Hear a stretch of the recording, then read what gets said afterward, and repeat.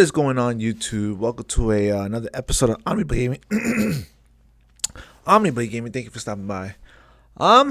So I'm uploading a video as we recording this video. We're continuing with Final Fantasy VII Rebirth. All right. I am focused, laser focused on putting this game to bed finally. I'm craving a Souls-like game, and I think I know which game I'm gonna do next. All right, we're gonna do that next. All right, but I wanted to talk to you about something that inspired me today, and was out when I was in the gym, you know. And look, your boy is sore. I am. Oh my god. I took a nap this afternoon. Right now it's 11:40 p.m. I took a nap this afternoon, and I woke up to play with my dad on Destiny 2. All right, we're preparing for the final shape. All right. Just a disclaimer. I very seldomly do not want. Well, I don't have a desire to make Destiny content. All right, and I'm pretty sure it's gonna be doing gangbusters if I make Destiny content. All right. I wouldn't know where to start with Destiny content because a lot of people out there, either they're doing the Trials of Osiris or the Crucible or something, and you know, I've been playing Destiny since Destiny 1. I've had my Warlock since Destiny 1. You know, I have a Hunter on Destiny 2 right now, but I haven't put into that Hunter. You know, um, my dad's like, oh, you like all the ninja stuff and everything. You should develop your Hunter. Yeah, but you know what? I do not want to grind like the way I've been grinding with my Warlock over the years, you know. But I got inspired to do this video. All right, I was just telling you what type of content that I will not be doing. All right, maybe in the future, I don't know. Maybe I'll do a Destiny 2 content. I don't know. We walk together. You know what? It will make a good idea to develop my Hunter together. Who knows? I'll probably start from the beginning, delete the character, and then remake a Hunter with these guys. Anyways, but I got inspired to make this video while my other video is being uploaded. I got inspired to do this video, and I'm seeing a lot of it on YouTube, Instagram, Twitter, or X, I should say. And I wouldn't say it's a sensitive subject. Well, in this day and age, yes, it is a sensitive subject. All right. I don't expect this video to go viral. I don't expect this video to do gangbusters and everything. And if it does, praise God. But anyways, here's my problem. All right. I understand the whole Assassin's Creed Shadows debacle. I understand the whole situation and everything. You have one side that's actually supporting the game, and you have one side that's not supporting the game. All right, one side is like, hey, you want to complain about being historically accurate? None of these historical characters were in there, and were in the. We're helping the main character and everything. They never had this, that, and the third and stuff. I get it. All right, Assassin's Creed was always been historical fiction. I get that. All right. I also get that having actual historical characters in these games, all right, like Leonardo da Vinci, I believe George Washington was in Assassin's Creed 3. I also believe that in Syndicate, Jack the Ripper was in there, I believe. All right. It's been a while. All right. I would like to, because, I stopped playing Unity, all right, at a certain point. I just got bored with it, or annoyed, and all this prompts me to go back to the Assassin's Creed games. I think I have Valhalla, all right, but I think I would like to go back to Unity, Syndicate, then Valhalla. I think Valhalla was after the game of after Syndicate. then it was Odyssey, then Origins, Mirage, and blah blah blah, and all this other stuff. Just so I could get ensconced in Assassin's Creed again. Because I mean, look, after they killed off Desmond Miles, and after they, they gave us Black Flag, and Black Flag was decent. I don't know. I really missed the whole going through time, going through someone's ancestry, and finding out where's the Templars are going. I believe the Templars are the main bosses, the main baddies. I missed that. I missed that a lot. Anyways, but yeah, you have one side that's defending Assassin's Creed Shadows, other side. All right, historical accuracy, yada yada yada, all that stuff, right? Okay, I understand that. But here's where I get a little weirded out, to be honest with you, because it's like you have white people on one side either defending it, then you have white people on the other side not defending it. All right. Then you have non-white people defending it. Then you have non-white people not defending it. All right. One side is defending it. One side is calling it the way it is, panderization and so forth. And then, what's funny? What's funny? I see how when they announced that Yasuke or Yasuke, all right, I say Yasuke, anyways, and I believe the female ninja is Noe, all right, correct me if I'm wrong. They announced that they're going to be part of the LGBTQ plus NLP. I don't know what letter they're up to, but they announced that it's quite possible that Yasuke or Yasuke is going to be gay, and Noe or No, I don't know her actual name, but it's quite possible that she might be a lesbian, or so somewhere around there, And what's funny? What's funny? Everybody who was saying that, we need to, everybody's complaining about historical accuracies and stuff like that. They're really quiet right now. If you get that, everybody is quiet all of a sudden, because it's like, do you complain about a character that they made that happens to be either gay or whatever, whatever, Do you complain about that, or do you risk it do you risk getting canceled? You understand what I'm saying? And I understand that aspect, but here's another aspect that I've been thinking about. I'm an American Hispanic, all right, with Puerto Rican lineage. That's how I describe myself. All right, my father's grandparents, my grandparents on my father's side, all right, came from Puerto Rico, and my grandparents on my mother's side came from Puerto Rico. Came from Puerto Rico in the 40s, They had my parents in the 50s, and the rest is history. All right, that's how I describe myself. All right. If this was a Hispanic character that was being portrayed in Japan, all right, am I required to say something about it? Am I automatically required to throw my support because of my last name, my skin color, all right, and so forth? All right. A lot of non-white people, all right, black, Hispanic, Asian, etc., all right, who supported this game, and everybody and their mother is supporting this game and so forth, even though it is it is panderization. It is. I'm just gonna flat out say that, how far are you willing to compromise yourself and compromise your beliefs? How far are you willing to do that? All right.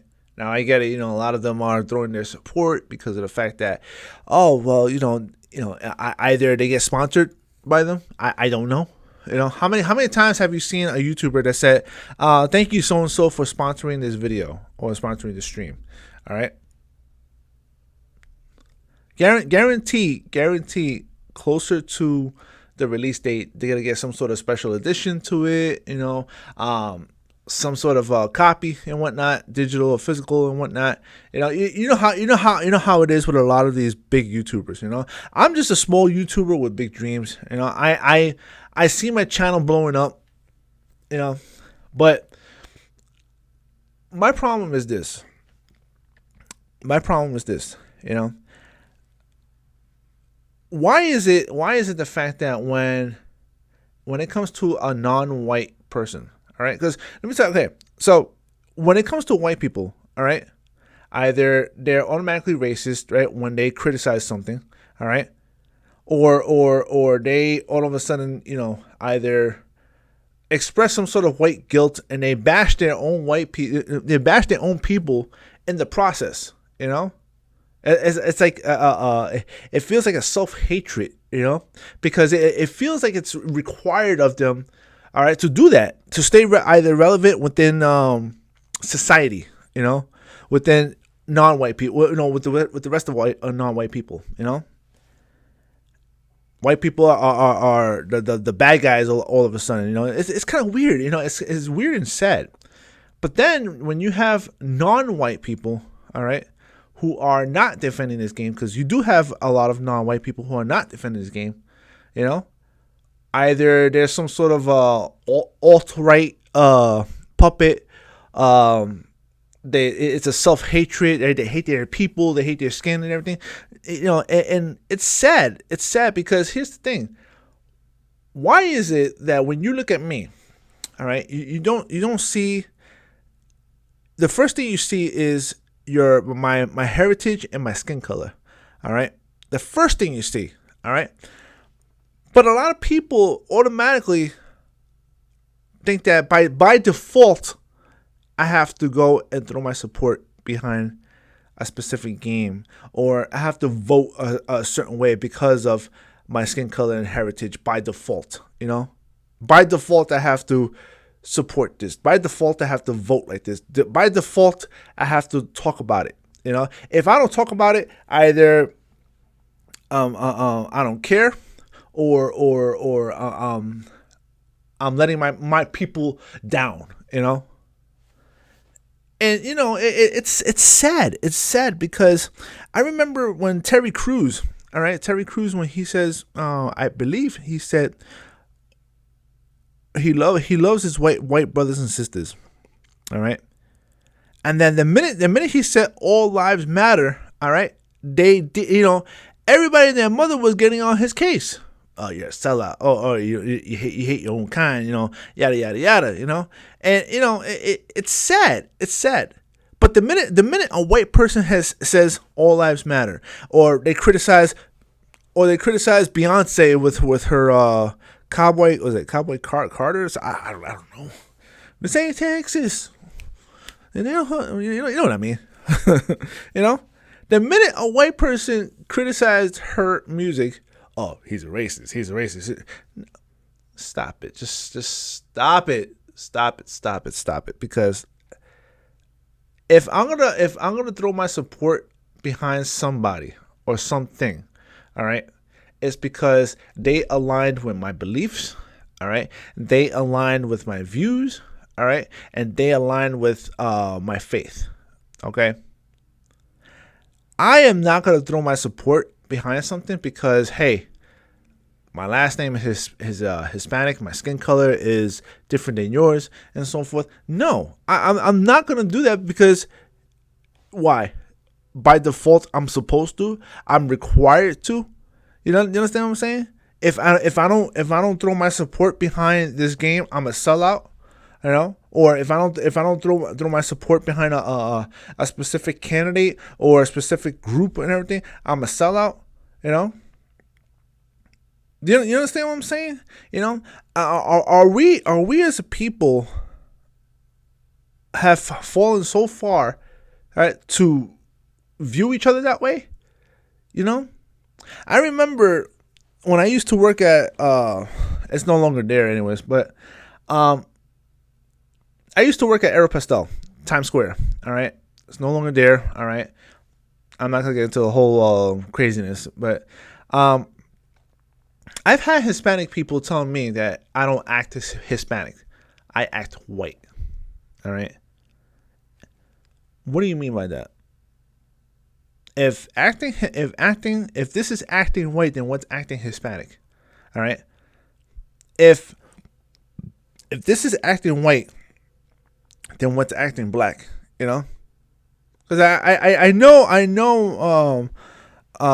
my black brothers and sisters out there, all right, when they are articulate, when they talk a certain way, when they act a certain way, and when they're not the stereotype. I'm not the stereotype. You know, that's the problem.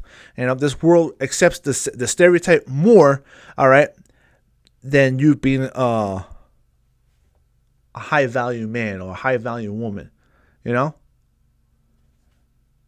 if that's acting white, then what's acting black? If that's acting white, then what's acting Hispanic? You know, that don't make no sense whatsoever. You know, by default, I have to throw my support. By default, I have to vote this way. By default, I have to listen to specific music. You know, I'm eclectic with my music. You know, do I have Spanish music in my own? No, I don't. I don't. But apparently, it's required of me.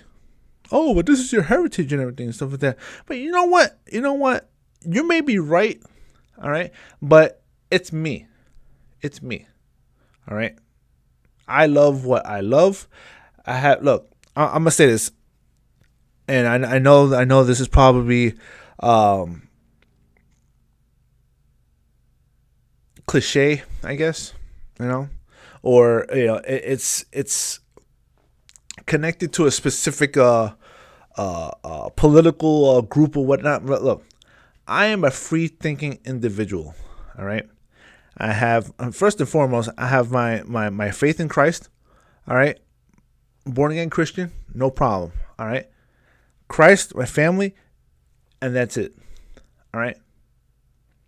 I have my views, I have my beliefs, all right, and so forth. All right. Not everybody's gonna agree with me, you know. Hey, my parents, there's a lot of things that I've said. My parents don't agree with me, you know. Or you know, other people in my personal circle, all right. They may not agree with me with certain things. But the thing is that we have fallen so far from as a people that when we look at each other, all right, we automatically think a certain thing. I was in so yesterday, not yesterday, Friday. All right, Friday. I was in Dillon's. All right, if you are in Kansas, all right, I'm a New Yorker in Kansas. All right,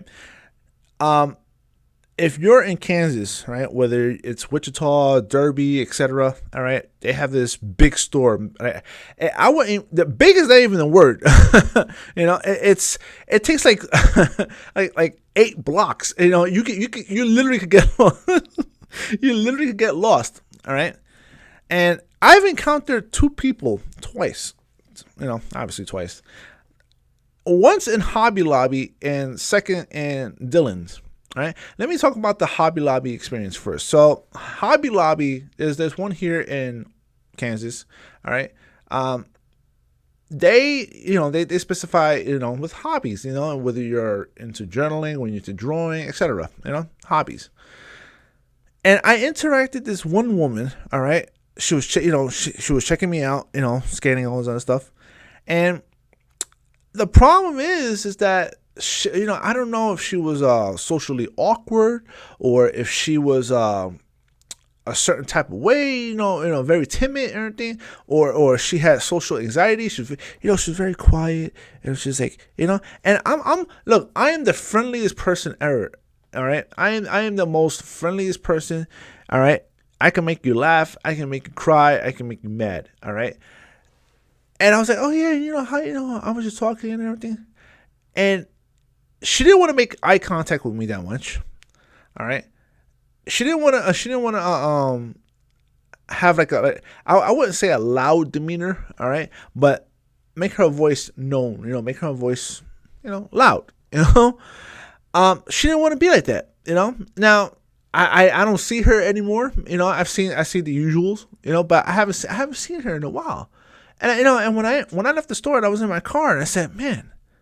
That's just weird. Now, I already know what you all are thinking. I already know what y'all thinking. Well, maybe it's because of my race, or my skin color, right? You know. I know for a fact that you guys are thinking about that. The second time happened recently. I was at Dillon's, all right, and again, Dillon's is a huge, like, if you're in New York, if you're a New Yorker like myself, all right, and you remember a store A&P, all right, and I miss A&P, I miss A&P, but this store right here, Dillon's, right, it's gargantuan, it's crazy. I was in line, and I started to check, started to check out and everything. The woman started checking me out, all right, and I don't know what it was, it felt like she was afraid to talk to me, or like she never interacted with someone like me. Maybe maybe she found me attractive, and she was very, very shy, very timid, very quiet, and she was like like very nervous, you know. So then after that day, I left, and then I said to myself, man, that is the second time that I have interacted with someone like that. And again, I already know what you're thinking. Oh, maybe it's a race thing and stuff like that. No. I refuse. I refuse in Jesus' name. I refuse to subscribe to that type of thinking. All right, because look, the same God that made you is the same God that made me. I don't care. Hey, listen, I don't care if you're white, black, Hispanic, green, blue, or purple. I don't care. All right. We can't be thinking certain ways by default. You can't look at me and think by default I have to be a certain way. And I get it, when all these social influencers, and so forth, I get it, This world, is upside down. This world's upside down, and I refuse to treat people a certain way. I refuse to look at people a certain way. I refuse to subscribe to a way of thinking, because easily I could have said, well, she interacted with me like that because I'm not white. Easily I could say that, but no. I always give people the benefit of the doubt. I remember Anthony Mackie, all right, who played as Falcon, right, in the Avengers, Captain America's Winter Soldier, all right. That's when he first made his debut, all right. He had an interview, all right, and in that interview, the issue of race came up. So he's a certified dive instructor. And his instructor says, all right, when you are out in the open water, all right, and you see a fish on the far side of the sea, you have to assume that it's a shark, until it proven itself that it's not a shark, right? Okay, I get that idea. I completely understand that idea, all right, but it's kind of flawed. Because I can't, I understand what he's saying. All right, but until I'm not gonna have that assumption of you until you showed it to me. We walk in society, and you can't pinpoint who's a smoker and who's not until they pull out a pack of cigarettes and start smoking in front of you. You understand what I'm saying? I've said too much. But let me know in the comments below. Am I thinking too much into this? Am I seeing it the way it is? Who knows? But we as a society, we gotta do better. We can't be looking at each other by default. Or I'll give you another example. All right, how about people with dyed hair? And automatically think that they're this raging. You know what I'm talking about. Or their pronouns are they, them, stuff like that and everything. We can't assume that. We can't assume things about each other. We can't be labeled as sellouts because we're calling out specific things that are happening. You know, we can't do that to each other. You know. So let me know in the comments below. What do you think? You know, am I wrong for thinking this way? Am I right for thinking this way? You know, I mean, let me know. You know, we're 254 strong, close to 1 million each and every day. You know what to do. Like, subscribe, and comment. And I'll see you next time. Peace.